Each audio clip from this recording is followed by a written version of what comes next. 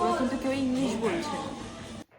Hello everyone, এখন second day আমরা বার্সেলোনাতে। এই সকালবেলায় উঠে পড়েছি, উঠে অনেকক্ষণই হয়ে গেছে, কিন্তু মৌমিতা এখনও তৈরি হচ্ছে। আর বাইরে একটু আগে অবধি তো অন্ধকার ছিল, এখন সানরাইজ হয়ে গেছে। আমি বাইরেটা দেখাচ্ছি, চলুন। আর এই যে যেরকম বললাম, ও কতক্ষণে রেডি হবে? আর এখন এসছি আমরা ব্রেকফাস্ট করতে, আর এই যে আমাদের ডোনাট এসে গেছে, আর সাথে ক্যাপুচিনো। আর আমরা সেম ক্যাফেতেই এসেছি, কারণ এটা ডোনু। হ্যাঁ, এটা আমাদের হোটেলের একদম পাশে। Gracias. তো রোহান তো স্প্যানিশ বলা শুরু করে দিয়েছে। আমি তো কিছুই বুঝতে পারছি না, ও কী করে বুঝে বলছে বা বুঝছে আমি জানি না।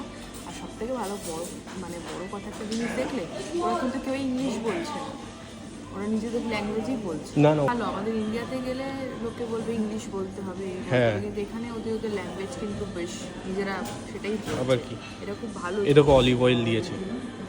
আর এটা হচ্ছে এগ টোস্ট। এগ টোস্ট, হ্যাঁ, এটা অনেকটা ফ্রেঞ্চ অমলেট টাইপেরই, ফ্রেঞ্চ টোস্ট টাইপেরই, কিন্তু আলু টালুও দেওয়া রয়েছে আমার যা মনে হচ্ছে। ডোনাট এখন আমরা খাবো, খিদে পেয়ে গেছে। এই যে এটা অলিভ অয়েল দিয়ে খাচ্ছে রোহান এখন। আমি আগেই টেস্ট করলাম, ভালো লেগেছে।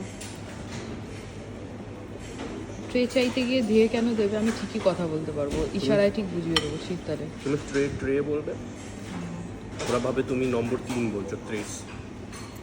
চুপ করো। এই যে এক গাদা গাদা চিনি ঢালবে আর কফি খাবে। আমি কিন্তু একটাও চিনি দিইনি, একটা চিনিও আমি দিইনি, পুরো উইদাউট চিনি খাচ্ছি।